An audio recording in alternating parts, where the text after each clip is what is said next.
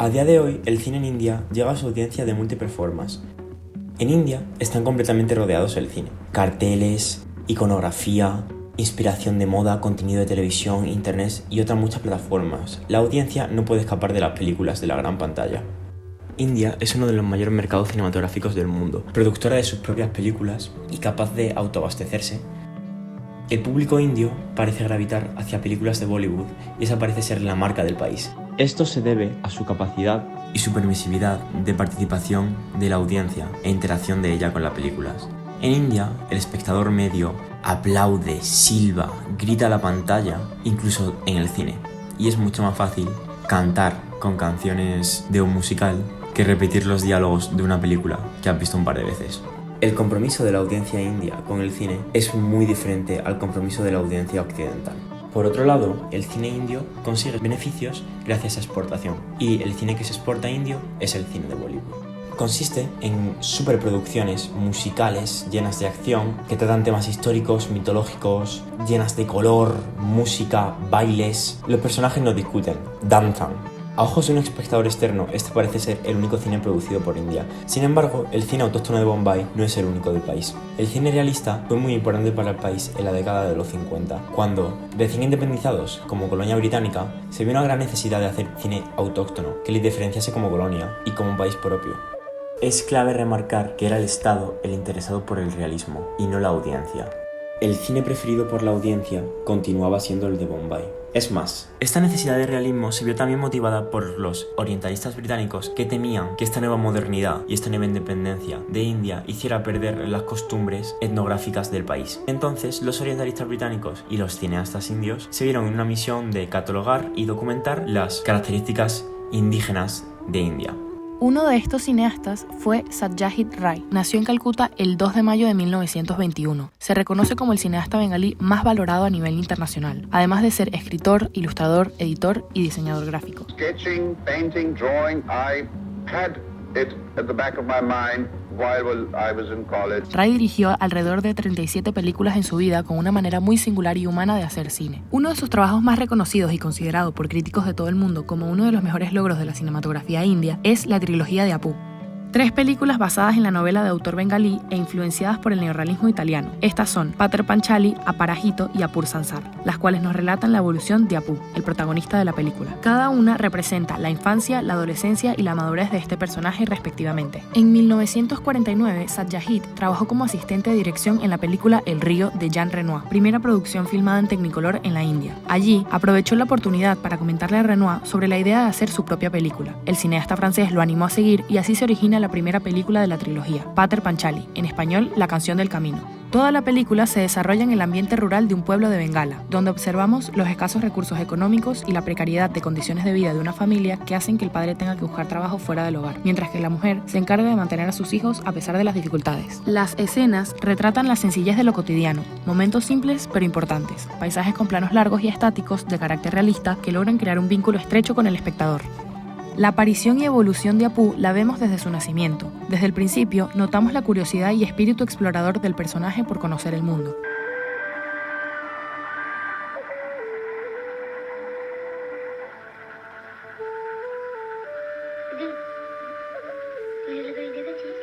El tren, símbolo de avance, progreso y modernidad, aparece en varias ocasiones a lo largo de la trilogía, siempre sin detenerse, como si los personajes no pudieran alcanzar ese avance tecnológico. Asimismo, observamos cómo la particularidad de la cámara engloba a los personajes en el encuadre y realiza una descripción visual dando significado a los elementos de la puesta en escena.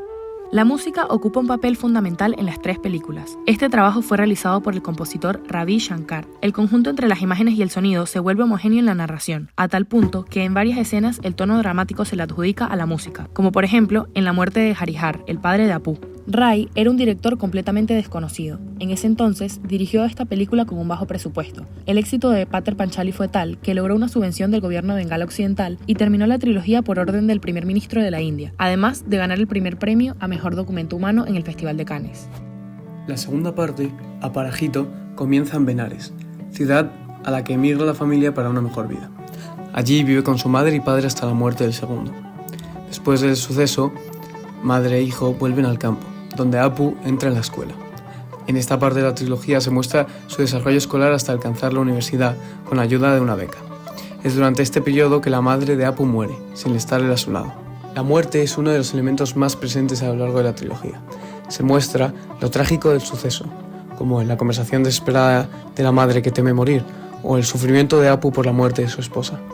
Pero a su vez se romantiza para convertirlo en algo poético. La muerte se comprende como algo inevitable. Siempre hay avisos, de una o de otra manera, para indicarnos que el fin de un personaje se acerca. Es una de las formas más claras del realismo de estas películas, la crudeza de la muerte. Pero a su vez es una maravilla la forma en la que se expresa. Por ejemplo, en Panzer Panchali, la tormenta que intenta irrumpir en la endeble casa cuando Durga está enferma, creando una metáfora en la que la niña es la casa que resiste pobremente ante una tormenta, que no es otra cosa que la muerte. Los últimos suspiros del padre y su final que retrata con el vuelo de una bandada de palomas. Según explica el propio Satyajit, al haber comenzado esta segunda entrega con un plano de palomas, este segundo, con las palomas en vuelo, es el fin de un capítulo.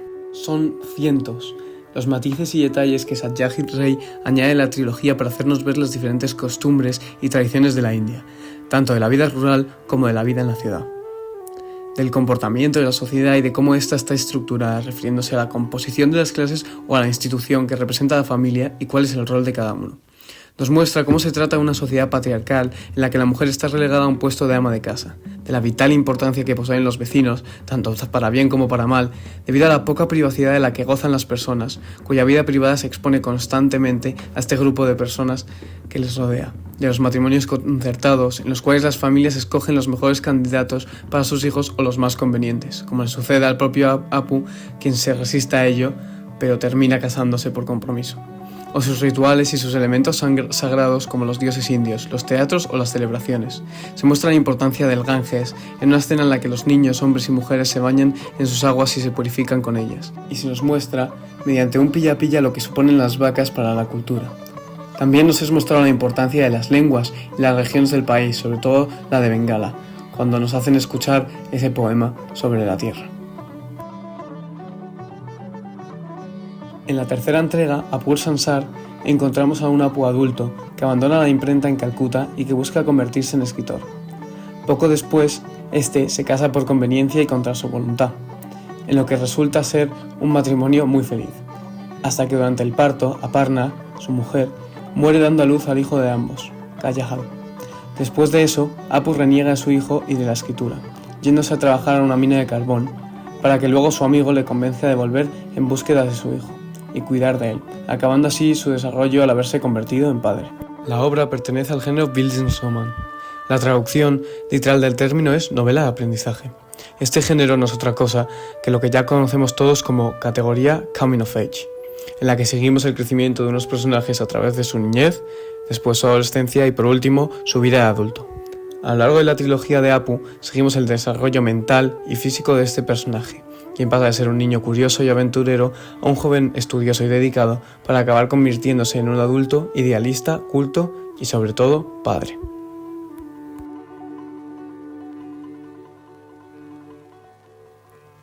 Los planos y el montaje a lo largo de toda la trilogía son la clara muestra de la maestría de Satyajit Ray a la hora de mostrarnos a los personajes o los espacios en los que estos se mueven. Cada plano nos cuenta una historia y nos hace ver los distintos puntos de vista. En muchos se crean diferentes realidades en las que dos historias están contadas a la vez, como por ejemplo en el que la madre echa a Durga de casa y podemos ver el sufrimiento de ambas mediante un hueco en el muro y el exterior de la casa. La persecución entre los muros de los hermanos, los puntos de vista de los vecinos a través de la ventana cuando el padre está enfermo, la belleza del teatro al que Apu acude de pequeño o de la habitación nupcial donde Aparna se encuentra con él por primera vez, de la subida de las escaleras a la casa del matrimonio o el plano en el que el humo del carbón que sigue relacionando a Apu con los trenes que pasan por detrás haciendo una doble referencia a su infancia. Son cientos de planos tallados y diseñados a la perfección. Hay que hacer una mención también a las transiciones, las cuales son fantásticas y te hacen seguir el hilo de las películas perfectamente. A través de la sencillez de lo cotidiano, la trilogía no es solo un relato de crecimiento personal, sino también un testimonio revelador de la vida en la India, donde las tradiciones, costumbres y la estructura social son presentadas con riqueza y detalle, siendo una pieza fundamental del realismo demandado por el Estado indio de la época. No obstante, este escenario cambió drásticamente con la emergencia de un mercado exportador para el cine indio, que transformó el concepto de nación, pasando de una nación territorial a una global, donde la India de Bollywood, como marca, se convirtió en un componente crucial para el perfil económico de la industria, y el Estado abandonó el realismo.